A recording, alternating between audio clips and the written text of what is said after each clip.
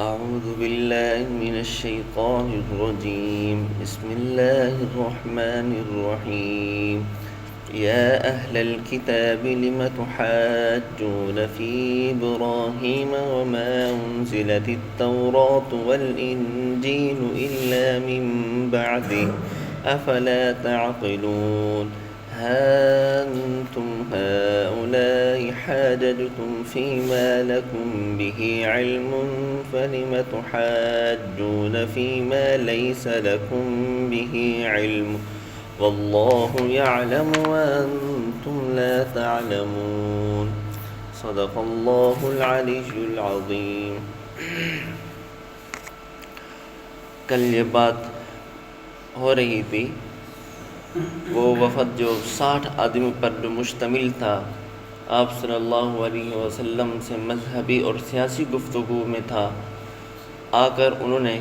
مقصد تو ان کا سیاست کی بات تھی، جزیہ اور ٹیکس کی بات تھی، لیکن کیونکہ مذہبی لوگ بھی اس کے اندر شامل تھے، انہوں نے عیسیٰ علیہ السلام کے بارے میں بھی بات کی۔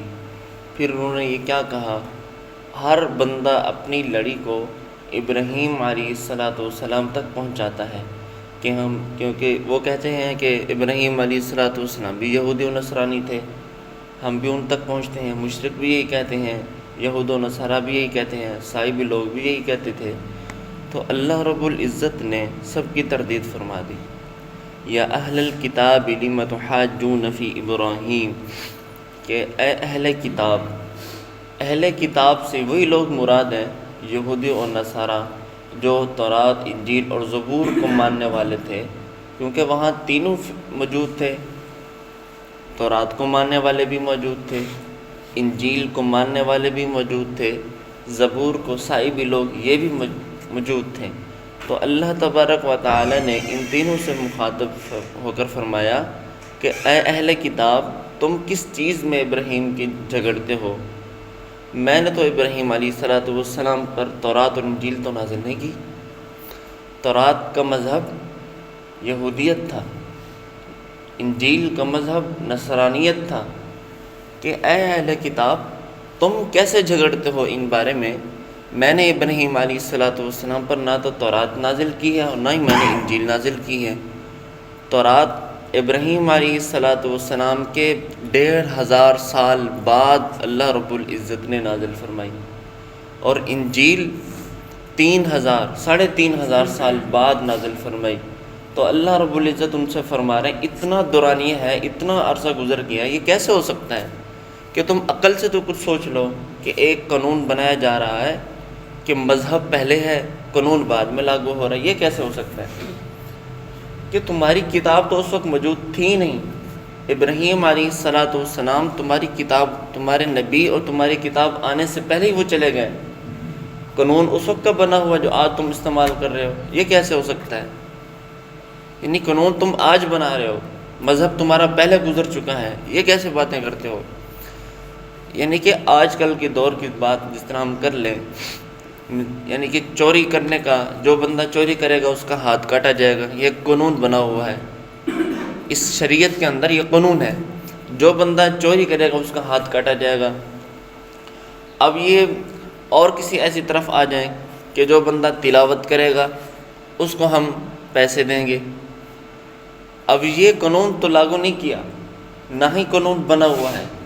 اور قانون سے پہلے وہ پہلے والی باتیں شروع کر دیں کہ جی جو تلاوت کرے گا ہم اس کو ماریں گے،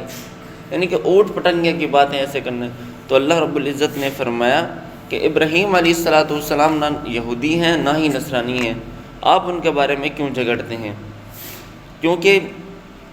ان سے پہلے ہی ابراہیم علیہ السلام کو میں نے مبعوث کیا تھا۔ ہا انتم ہؤلاء حاججتم فیما لکم بہ علم فلم تحاجون، کہ تم لوگ جس چیز میں جھگڑتے ہو، نہ تم جس بات کا تم کو کچھ خبر بھی علم نہیں ہے، یعنی جس چیز کے اندر تم جھگڑتے ہو تمہیں تھوڑا سا بھی علم نہیں ہے، تم کس چیز میں کس چیز پر جھگڑ رہے ہو تمہیں یہ بھی علم نہیں ہے، ہم کیا جھگڑ رہے ہیں، تمہاری عقل یہاں تک موقوف ہو چکی ہے، اب کیوں جھگڑتے ہو کس بات میں تم کو کچھ خبر نہیں؟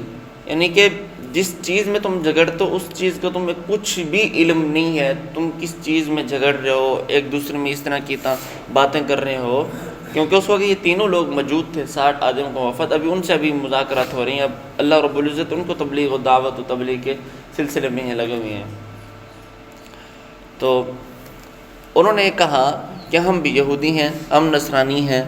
کیونکہ ابراہیم علیہ السلام بھی یہودی تھے، تو اللہ رب العزت نے ان سب کی تردید فرما دی، ایسے نہیں تھے۔ واللہ یعلم وانتم لا تعلمون، میں جانتا ہوں تم نہیں جانتے۔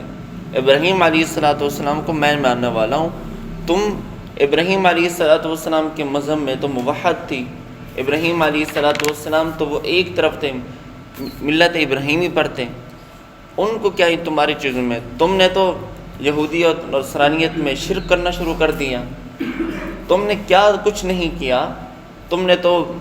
بیت اللہ کے اندر اللہ میرے آپ صلی اللہ علیہ وسلم نے ان سے فرمایا کہ تم اللہ کے گھر کے اندر تم نے بتوں کی لائن لگا لی ہے، تم نے اسماعیل علیہ السلام کا مجسمہ بنا لیا، ابراہیم علیہ السلام کا مجسمہ بنا کے رکھ دیا، موسیٰ علیہ السلام کا، عیسیٰ علیہ السلام کا مجسمہ رکھ دیا، یہ کام تم نے شرک کرنا شروع کر دی۔ ابراہیم علیہ السلام تو موحد تھے، وہ تو کام یہ نہیں کرتے تھے، تم یہ کام کرتے ہو۔ تو اللہ رب العزت نے فرمایا ما کان ابراہیم یہودیا ولا نصرانیا ولکن کان حنیفا مسلما، ابراہیم علیہ السلام نہ یہودی تھے اور نہ ہی نصرانی تھے، لیکن وہ ایک حنیف تھے۔ حنیف کا مطلب وہ ایک طرف ہونا، یعنی وہ اللہ کے علاوہ کسی کے ماننے والے نہیں تھے۔ کل بات ہو رہی تھی اللہ نعبد الا اللہ، کہ آپ صلی اللہ علیہ وسلم نے ان سے کیا فرمایا کہ اللہ نعبد الا اللہ،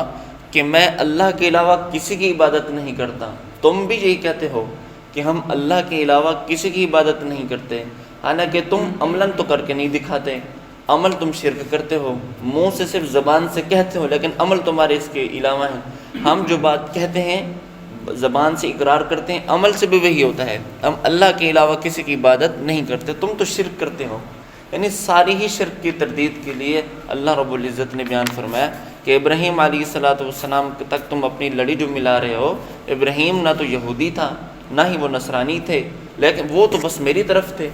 حنیف مسلمہ، وہ ایک فرما بردار موحد اور نیک مسلمان تھے۔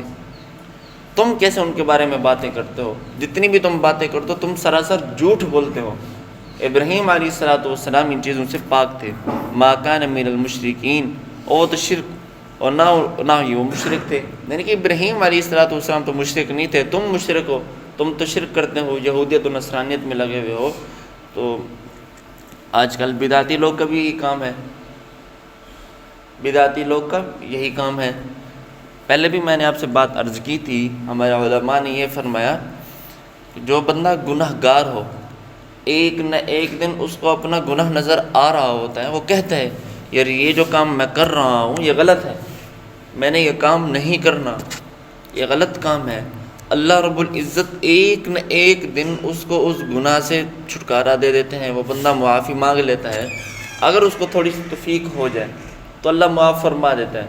نہیں تو گناہ کو گناہ تو سمجھ رہا ہے نا، یار یہ گناہ تو ہے، ویسے میں یہ چوری کر رہا ہوں،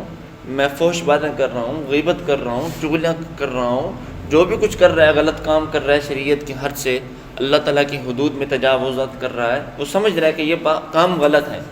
اگرچہ وہ کر رہا ہے اپنی ضد کی بنا پر، اس کو سمجھ نہیں ہے، اسی طریقے سے کر رہا ہے، اس کو فائدہ ہو رہا ہے، دنیا کی مفاد ہے، وہ کر رہا ہے، سمجھ تو رہا ہے۔ جو اہل بدعت لوگ ہوتے ہیں، بدعتی لوگ ہوتے ہیں، وہ تو دین بنا کر کرتے ہیں کہ یہ دین میں اندر شامل ہے،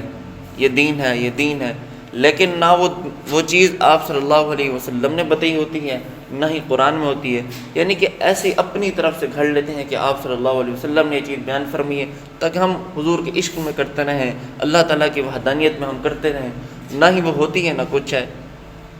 اس لیے یہی لوگ، ان کو پھر کبھی، یہ لوگ جو بدعتی لوگ ہوتے ہیں ان کو کبھی توفیق نہیں ملتی، کیونکہ انہوں نے اس گناہ کو عبادت بنا کر پیش کرتے رہتے ہیں،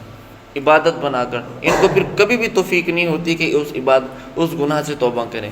دعا ہے کہ اللہ رب العزت ہمیں اپنا موحد بنائے، آپ صلی اللہ علیہ وسلم کے سنتوں پر عمل کرنے کی ہم سب کو توفیق عطا فرمائے۔ وما علینا الا البلاغ المبین۔